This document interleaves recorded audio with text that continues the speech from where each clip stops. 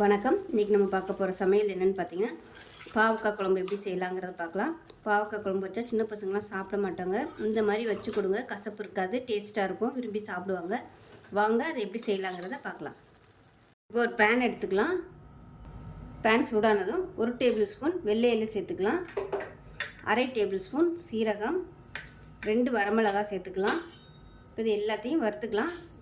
எள்ளு நல்லா படபடன்னு பொரியிற அளவுக்கு வறுத்துக்கலாம். இப்போ பாருங்கள், எள்ளு படபடன்னு பொரியுது. ஒரு பிளேட்டுக்கு மாற்றிக்கலாம்.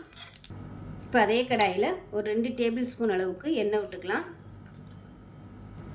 எண்ணெய் சூடானதும் 1/4 கிலோ அளவுக்கு பாவக்காய் எடுத்திருக்கேன். இந்த சைஸுக்கு கட் பண்ணிக்கோங்க. எடுத்துகிட்டு நடுவில் உள்ள இந்த விதையெல்லாம் எடுத்துருங்க. எடுத்துகிட்டு இந்த மாதிரி 2ஆக கட் பண்ணியிருக்கேன். இப்போ இதை சேர்த்துட்டு நல்லா வதக்கி எடுத்துக்கலாம். இப்போ பாருங்கள், பாவக்காய் நல்லா வதங்கிடுச்சு. இந்த அளவுக்கு நல்லா வதக்கணும். இப்போ கேஸ் அமர்த்திட்டு இதை தனியாக வேறு பிளேட்டுக்கு மாற்றிக்கலாம். எடுத்துக்கலாம். அதில் ஒரு 3-4 டேபிள் ஸ்பூன் அளவுக்கு எண்ணெய் விட்டுக்கலாம். எண்ணெய் சூடானதும் 1 டீஸ்பூன் போல் கடுகு சேர்த்துக்கலாம். கொஞ்சமாக வெந்தயம் சேர்த்துக்கலாம். கருவேப்பிலை சேர்த்துக்கலாம். இப்போ இதில் பொடியாக நறுக்கின வெங்காயம் சேர்த்துக்கலாம். இது வந்து ஒரு 1/2 கப் அளவுக்கு இருக்கும். இப்போ கொஞ்சமாக உப்பு சேர்த்துக்கலாம். இப்போ வெங்காயம் லேசாக வதங்கிடுச்சு. 3 பல் பூண்டு தட்டி வச்சுருக்கேன், அதை சேர்த்துக்கலாம்.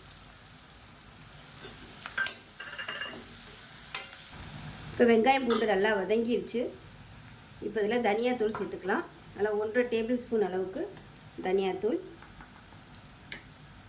1 டேபிள் ஸ்பூன் மிளகாத்தூள் சேர்த்துக்கலாம். 1/2 டேபிள் ஸ்பூன் சீரகத்தூள் சேர்த்துக்கலாம். 1/4 டேபிள் ஸ்பூன் மஞ்சள் தூள் சேர்த்துக்கலாம். இது நல்லா எண்ணெயில் வதக்கி விட்டுக்கலாம். இப்போ இதில் மீடியம் சைஸாக 2 தக்காளி மிக்சியில் அடித்ததை சேர்த்துக்கலாம். இந்த தக்காளி நல்லா எண்ணெய் பிரிஞ்சு வரட்டும், அந்த அளவுக்கு நல்லா வதக்கிக்கலாம். இப்போ தக்காளி நல்லா எண்ணெய் பிரிஞ்சு வந்துடுச்சு. வதக்கி வச்சுருந்த பாவக்காயை சேர்த்துக்கலாம். இப்போ நம்ம வறுத்து வச்சுருந்த இந்த எள்ளு பொடி சேர்த்துக்கலாம். சேர்த்துட்டு நல்லா பரட்டி விட்டுக்கலாம். இப்போ இதில் கொஞ்சமாக தண்ணி சேர்த்துக்கலாம். ஃபஸ்ட்டு இது வந்து கொஞ்சம் கொதிக்கட்டும். அதுக்கப்புறமா புளி தண்ணி சேர்த்துக்கலாம்.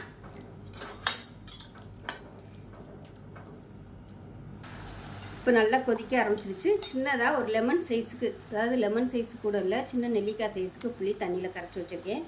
அந்த தண்ணியை அப்படியே சேர்த்துக்கலாம். தண்ணியை சேர்த்துட்டு எல்லாத்தையும் நல்லா கலந்து விட்டுட்டு மீடியமான ஃப்ளேமில் நல்லா அப்படியே கொதித்து எண்ணெய் பிரிஞ்சு வரட்டும்.